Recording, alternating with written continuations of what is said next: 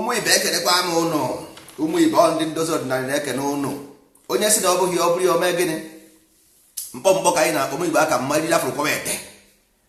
Anyị nwawo ndị ndozi ọdịnala Igbo, anyị anaghị ekwu ya ọ bụrụ ịtụ ọnụ.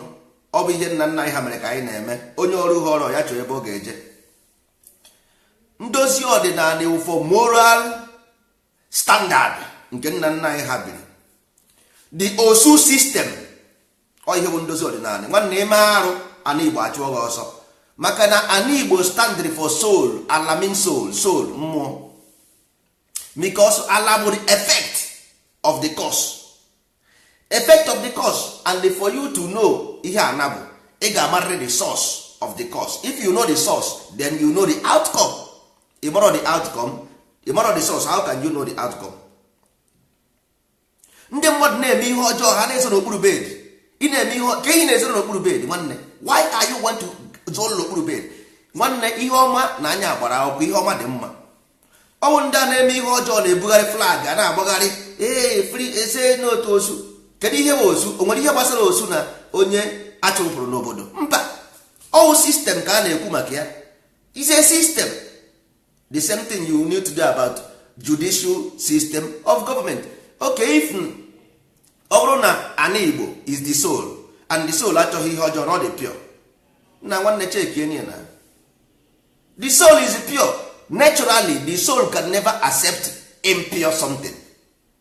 Na ndị ba ya ghọta dị ha na-akọsị. Naturally, the soul does not accept ihe na-adịghị pure. That is why ana Igbo ji wee dịrị mma before, because we rejected evil. That is why you hear osu ala osu agwụ. Unu na-ajụkwa onwe unu ajụjụ, why osu nweke, osu this, osu that, osu that? Why? Because osu represent saint. Is an honor. Otu esi echi mmadụ eze, a na-echi mmadụ ọgadagidi, ọnwa na-etiri ọra. Is the same thing. A na-echi mmadụ osu agwụ, osu ala, osu ji. Apart from no a system, because is a moral standard. Moral standard bụ gịnị? Onye na-aka ya dị ọcha, onye aka ya dị ọcha anaghị eme ihe ọjọọ. Onye, that is why ịnụ ama osu bụ na somebody who repel good, because osu represent good. Then onye na-eme against good ka a na-akpọ amaosu. Amaosu bụ somebody who repel good. So ịhụ na onye ahụ evil, automatically once you repel good, you become evil. So nwere onye a na-akpọ amaosu somewhere. These are institution. Nwere onye bụ osu somewhere. Ihe ahụ title is like St. John, St. Peter. So once you hear osu abu, you are talking about St. Abu. You got to go. So in a system, at the same time, not a system. Yes, but we give it as title. If you merit it, we give you. If you are morally standard in our society, I give the honor of osu.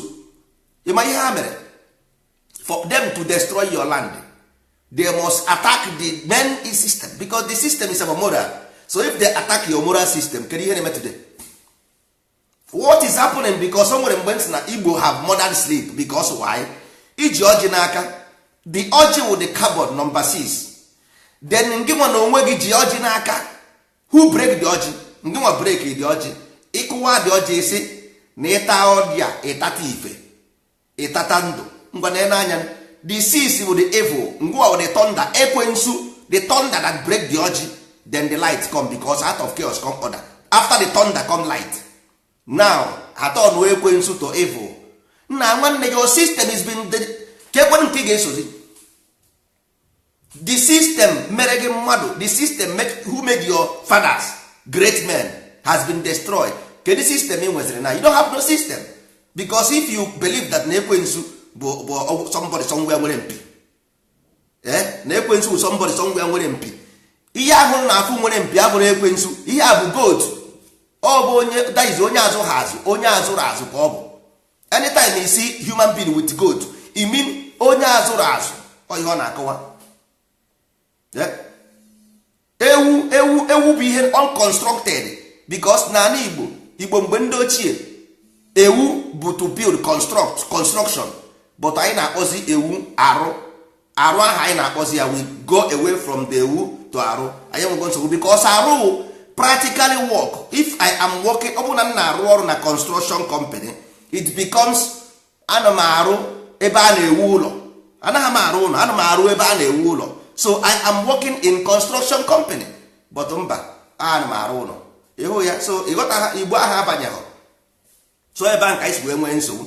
Ndị niile chenjiri afa ha na afa ha bụ osu, let them go and bring it back. Isi honor because nna nna gị can never forgive you. Your ancestor will never forgive you because all the whole ihe niile ha mere n'ụwa then agburu all the whole animal nature ha, they rise to higher standard. ịma ihe mere change the surname ka okeke jisiri abị ka ebe utie ụmụ ibe life you see ka e hụrụ ụwa just study the sun. ịma ihe in the winter gịnị ka anwụ na-eme? Anwụ freezes. Anwụ freeze by dark energy. ịma ihe mere nụ ndị Igbo study the dark energy, that thing that freezes the light. anyị study ya to freeze the light to go above because spirit is the light.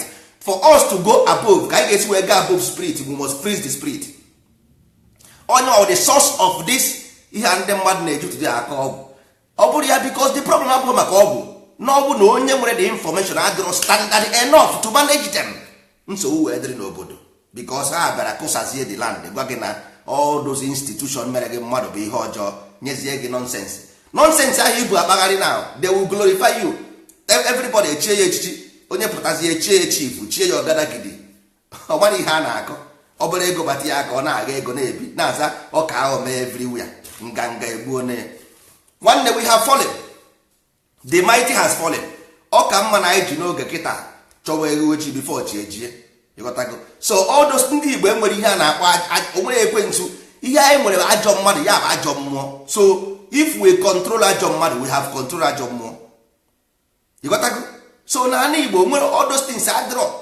Ekwensu the thunder that break the yoke, thunder that break the yoke, nothing more nothing else. ọnwụ na ị na-eme ihe ọjọọ akpọrọ gị jee ebe a na-agwọ ndị ara. For you to know about ịgwọ ndị ara ị ga-ama na ka onye ara si eme. Na for you to gwọọla ndị ara ị ga-ama ka onye ara si eme. Ndị Igbo na-akpọ ụsụ. Gịnị ka eji akpọ ya ụsụ? Ndị mmadụ sị na ụsụ bụ vampire. No, ụsụ kills vampire because ụsụ na-eri anwụnta. Anwụnta is the vampire because anwụ na-eri ọbara, ụsụ na-eri anwụnta. So ụsụ bụ ihe na-egbu anwụnta egbu. ụsụ kills vampire. But ndị chọọchị gwara ụnụ na ụsụ bụ vampire. No, ụsụ is the one that kills vampire. So ha chọrọ ime associate anything about morality of ndị Igbo to evil. Nwanna ya agaghị ekwe. We can never accept that. anyị agaghị eme accept ụmụnne. onye ọbụla burukwere flag iburu eru ebe nọ nara gị flag ahụ kụrie gị n'isi. inwe ahụ buru signboard si osu asị gị osu asị gị iburu ebi ebe nọ mburu gị dị signboard ahụ aja gị ya n'isi gbukpọọ gị anya. mmanụ nwa mebiri obodo anyị. kedu onye gwara ụnụ about osu ndị ụka? So ifili na ndị ụka ga-enweghị ezigbo ihe. ifili na onye bịara igbu gị egbu can tell you good. How come? Okay, what is your institution? kedu nke bụ your institution? Which one is your institution? ndị Igbo nwere standard institution, St. Paul, St. Peter, St. John. asịghị onye awa osu agwụ, onye awa osu ji, onye awa osu nwoke, onye awa osu nweke. kedu ihe mere osu nweke gaghị agwa m? You cannot tell. ịpụta ife onye zuru ochi agbapụrụ na meeting isi na ọbụ osu. gịnị mere ya osu? gwa m, can you tell me what is your osu na onye ochi criminal have to do? kedu ihe mere onye rụrụ ana? ndị Igbo na-asị mmadụ ịrụ ana, mmadụ imerụ ana. kedu ihe gbasara imerụ ana na osu? I want to know. nnaza nnụm ajụ na answer me. nwa bekee si judicial system of government is government of George ka a na-ekwu maka ya. gịnị bụ agwụ? to judge person, to kill. ọ bụrụ na ịma mmadụ ikpe ụna na nnukwu ihe ịma ikpe mgbanwe mmadụ igbo onwe agwa ihe tụrụ agwa ihe na-eme otu ele ọgwụ agwụ anyị arapụzie all those that is universal cosmic languages. rapụ ya si na Virgin Maria, Ekene Maria ijupụta na Gracia. ọsị bụrụ nwa na oyere gị ịdị ngọzi n'etiti ikporo niile. ọ dị ngọzi n'etiti ikporo niile eziokwu, mana osu wụ pure. you have to be, ị kwesịrị ịdị proud that na your ancestors nwere evidence to prove of righteousness. they have the evidence. So ọwụ na anyị anaghị eme ọfụma, we should be the one to blame. Enwere onye a na-eblame nwanne. ọwụ na oke onye ị na-asị osu mere nka, kedu ihe o mere ya osu? Nna ndị mmadụ na-eche echiche na kedu ihe onye a mere? Who can prove it? Onye isi ọwa osu na ọ ga-anụ onye, ọ gaghị anụ onye. Can you prove that ihe mere? Kedu ihe osu at the first place? Kedu na nekwere m anya esi anyị chụpụrụ ụmụnna ndị a na-achụ ọsọ ha gbakwuru arụsị. Nna chegodo echiche, think for a while. Chegodo echiche, ị na gịnị na-achụ ya? Ọ na-agbakwuru arụsị ebe? Which arụsị ka m na-ajụ? Arụsị gịnị? Nna aka ihe ndị mmadụ na-akụghịrị arụsị gịnị? The only problem in this life is the mind. Ọ bụrụ about ọgwụ dịbụ adị, ọgwụ is there. Everything a na-arụ ọgwụ ka eji arụ ya. Ma nke a na-aṅụ bụ ọgwụ ka eji arụ ya, ma plen ọgwụ, ma moto ọgwụ, ihe niile bụ ọgwụ. Ihe a na-ekwu the moral standard, the morality. Egbe nwanne mmadụ jide egbe onidi ha ọgwụ. Egbe anaghị agbagbuzi mmadụ n'ala Igbo. Ndị ochie anaghịzi eji ochi, ha oji ọgwụ eji ochi, kwa egbe ka ha ji eji ochi. So ọgwụ abụrụ problem. No, the moral stand of the people. Train the people to be somebody. Train them to be human being. Then every problem will go away. Mba, ndị be anyị aghọtara ya. Omenala Igbo bụ efu. Ha why won't you kpọọ ndị mmadụ osu? Ikwuru datin ruo m nso. Ikwuru eruo m nso. Njụọ gị ọgwụ ihe bụ osu, ọ bụrụ na ịgwa ha m akwụghịrị aka. Next time ịnụ ka a na-ekwu okwu osu ịcha ebe ahụ. Kedu ka mmadụ ga-esi aka ụda every time na-agwa nna nwanne gị ihe osu gịnị dị gị ụtọ dị nna ya? Human being can be so dormant. We were giving birth, amụrụ gị na this life. So gegodi ntị, listen very carefully. Amụrụ gị na life. What you should, that is he gonna show how to be conscious of life. Or he gonna eche. Then within the language nna gị nyere gị, from there you be conscious. From the language you be conscious, because nna gị code ya code. Ọ gwara gị na the spirit ahụ na-ene anya na anwụ na-acha, then oyi freeze the anwụ. So the only way you can stop the spirit is by freezing the spirit. How can you freeze the spirit? Ọ ihe ga na-achọ, because onye nwa na-eduhie gị ụzọ, nye nwa na-edugharị gị akpagharị. You watch ya the whole practical something nna gị debere gị, ma ọ bajio, ma o mejio, ma ọjio, ma nzuo. Every information is being coded in these things. Osibo osu asio anyị gburu ejima. Ka ihe bụ ejima? Ị na-anụkwa Igbo? Ị na-anụkwa Igbo? Gịnị bụ ejima? Ị na ha anụ Igbo ihe ejiri mara mba. Na that is ndị Igbo bụ enu na ala, nwoke na nwaanyị, di na nwunye. Ihe ọbụla ndị Igbo na-eme bụ two. So once you give a two child, ọ ihe eji mara anyị, because the cosmic universe is about heaven and earth. Universe is about heaven and earth. So mgbe ọ bụla anyị nyere ejima is ihe eji mara anyị. We will know for balance of the energy. That is why eji nwe bicycle is egburu ejima. Okay, nna mmadụ kwuru datin, mmadụ kwuru this thing bịa ebe nọ. Ọ ka mma onye ahụ akwuori ekwu sef, because o ruo m nso mkparị aka. Ewere m enye ancestor straight ahead. Onye na-eje ụka bụrụ ihe apịrị apị n'aka. Jesus Christ apịrị apị, ọ pụtara na-achọ ụmụ maka osu. Ọma ha na the same thing Jesus Christ miniri ka osu miniri.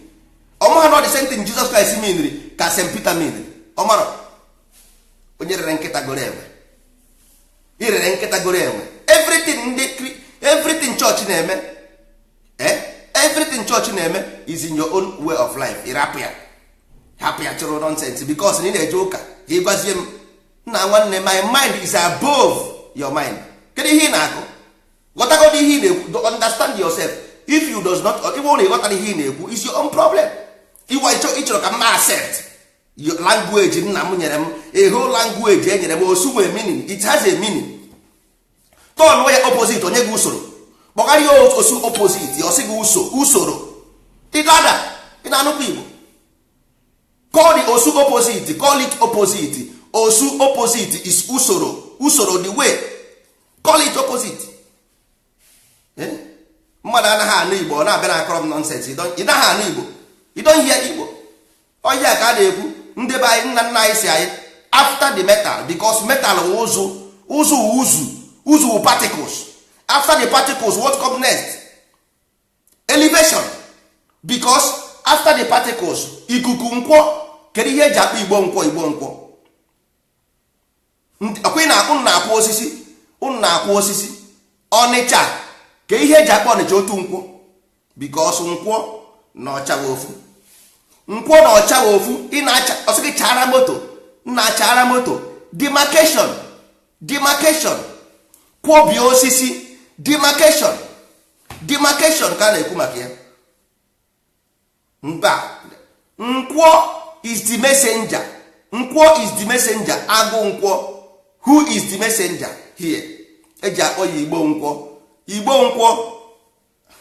ọ bụrụ mụwa kwuru ihe nwanne anyị gwawo the mediator anaghị m ekwu ya ọ bụrụ itu ọnụ because this is frozen of energy we started it because ị gaghị froze nwe energy ma ọ bụrụ na ị mara the source of energy ọ bụrụ na ị gaghị ike ifroze bụ energy without knowing the source of energy pump and play and the ones nna gị bidoro ihe ọ bago na your DNA once ọ dị na DNA ancestors gị once you follow the line you will still understand it unless you follow the line once you so the line ị ga-aghọtakwa ihe a na-akụ ụmụ ibe so ihe a bụ ihe omenala ka anyị na-eme ọdịnala ka anyị na-eme ọ bụrụ maka ọjị maka na anyị ma ọjị anyị chọrọ ka ị na-agọ dị ọjị ka ị mara why ihe ị na-agọrọ man of your mind ka a na-ekwu to break away from evil and so that light will have come we break ye dị ọjị ị ga-afụ ya ọsị gị break dị ọjị waa dị ọjị ịwa gị gịnị ka tọnda na-eme ọgbawa ịwa dị ọjị ịwago ya the darkness is the carbon bụ dị ọjị is the darkness so ịwago ya dana ọwa ana then the light come ịta ya ịtata ndụ ife ịdịzie ndụ dịka onye kere gị ọ ihe a na-ekwu maka ya mba ndị mmadụ aghọtara ya hey ndị ndozi ọdịnala ha bụ ndị mmebi ọdịnala ha na-akọ bikos ịghọtara ihe ị na-akọ ịmara ihe ị na-ekwu na ha dịkpin na ịma ihe ị na-ekwu ịma na anyị bụ onye nzọpụta butere gị ma bro for your soul because we don't care about your body we know about the body is effect of the cause because everything nọ n'ụwa is about cause and effect anyị ghọtara ihe anyị na-ekwu very very well all for your own iji de the guide then you will have a destination ị nwere guide nwanne nwere ebe ị na-eje iburu moto ị mara ụzọ ka ebe ị na-aga ị nwere moto mana ị mara ụzọ ị nweghị driver license mmadụ ga-anyara gị mba na you must know road or ị nwee GPS ka a na-akpọ ya you must know where you are going nwanne ọ bụrụ ihe a bụrụ ihe egwuregwu ndozi ọdịnala abụrụ ihe nọkọtara na otego mụ na distin mebere otego many people ma ihe m na-agwa gị pụta ọnwụ na ihe a dị m n'obi m na-eche onye ma ihe a na-akọ ka m ji wee pasịara information but onye ọbụla ịfụrụ nkịtị everywhere nkịtị I have to be force ihe a na-eme bụ by force ka ihe na-eme ya force ka a na force onwe m nwanna like republic matter pụta onye ije ebe a na-akọ nonsense nwere onye ma ihe a na-akọ ndị agụta ihe a na-akọ nna nna anyị ha nwanne spirit bụ ọnwụ spirit will death that's an Igbo shows you example the soul that is what we say nsọ ala gịnị bụ nsọ unu anaghị ajụ onwe unu why should ndị Igbo make an appeal as nsọ jụgodo onwe gị ajụjụ ahụ because we don't recognize spirit why because anyị mana spirit mmụọ anya nna gị nyere gị mmanya ọkụ sị gị mmụọ anya ọ na-egbu mmadụ it kills onye gị ọjị this ọjị symbolizes carbon that is carbon all mmụọ anya is frozen in this carbon break the shackles onye gị nye na-ekwe ọ sị gị ọwụ na break this thing a ga-asụ gị n'ikwe nri onye gị ikwe nri gosi gị ikwe sị gị this is how you will pounded ma ọ bụrụ na ị mere this thing are you not be pounding today ụmụ ibe you have been pounding almost lost your language almost lost your land everything has been gone away you are nowhere to be found then told you nna gị gwara gị agba but you don't hear ha n'ihe na ị na-agbụgharị everywhere na-awụgharị the worst thing abụọ na ịmazi ebe ị na-eje you are losing your own language mmadụ one nwere ike ịsụ Igbo na-akọwa nwe the meaning of the language ndị Igbo one nwere ike ịsụ Igbo nye explanation nkọwa that same language also nyakọwa ya ị gaghị eme nwunye so it's not about nonso my brother ọ bụrụ about me ihe m na-agwa ụnụ because ndị Igbo bụ ndị Igbo and mụnwa ma ihe mere eji aza Igbo IGBO. Some people ga-akọ ya Igbo ịjụ ya ka ihe bụ Igbo gaghị akọwa nwụrụ gị. Ịjụ ya gịnị bụ IBO anụnwụ na-ekwu okwu, he cannot tell. But why do you call it Igbo? You don't know. But I can tell you why it's called IGBO Igbo. I can tell you. But upon that, that's ijiji na-anaghị anụ ihe na-eso ozu ana. Ijiji na-anaghị anụ ihe na-eso ozu ana. Anyị gwawo ndị ndozi ọdịnala nwanne ọka aga obi bịa akwụkwọ na ọka aga obi chọọ wee onwe onye na-achara ibie moto. Onwe onye na-achara ibie moto. We are not begging anybody. It's by selection. Because nna nna anyị ha gwara anyị agwa n'ọsọsọ ndị kwere ekwe. Ọ ndị kwere ekwe ga-afọ a na eze anaghị eme mmadụ fọs. Only people kwerenu ndị kwere ekwe. If you believe, because once a student is ready, the master will appear. Nna nna gị nọ na-eche, ndị ichie nọ, ndị osu nọ, everybody nọ. Ndị ụnụ na-akpọ osu rapụrụ onwere otu hafụrụ ụzọ. Ndị ụnụ na-akpọ osu hafụrụ ụzọ. Ndị nwa bekee purposely did it. Ịnwa nwa bekee na-egwu ụwa ya ụnụ amara ihe nwa bekee, ihe abelivi nwa bekee. Ụnụ sọ ndị ọdịnala na-ewetara ụnụ ihe nwa bekee ụmụ na-amara ihe ụnụ na-akọ, because you have been fooled. Edeceive go gị. You can never know truth. You gaghị ama eziokwu. You can never know truth because you have been deceived. That's why ndozi ọdịnala ji wee sị gị gịnị ka anyị na-asị gị, go and watch the whole video. Jee watch the whole video and ịmara ihe a sịrị gị ebe ahụ ifu na na-akọ nonsense. Onye ọbụla bere ebe a bụ evil mind, we bring him down. I chụpụ ya from here. Onye ochi bere here, got away from here. Nwanna ya bere iji ochi ebe a, o nwere ihe anyị ji ego mmadụ eme. We don't need your money. We need to save you. Your life is important for us because anyị Igbo dị mma ọ dịara mụ na gị, ọ dị njọ ọ dịara mụ na gị. Then why should I need your money? Why?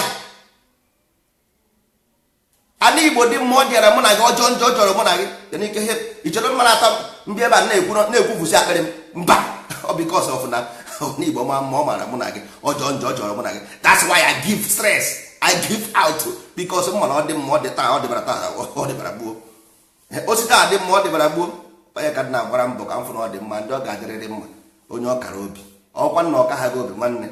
Ijiji na-anaghị anụ ihe n'osu ozu ka ozu a na-akpọchi ya n'ime mmiri. Ụmụ ibe ka anyị fụrụ leta e nwere ebe nne jita ya ma agarara m ka ọ dịba na echi.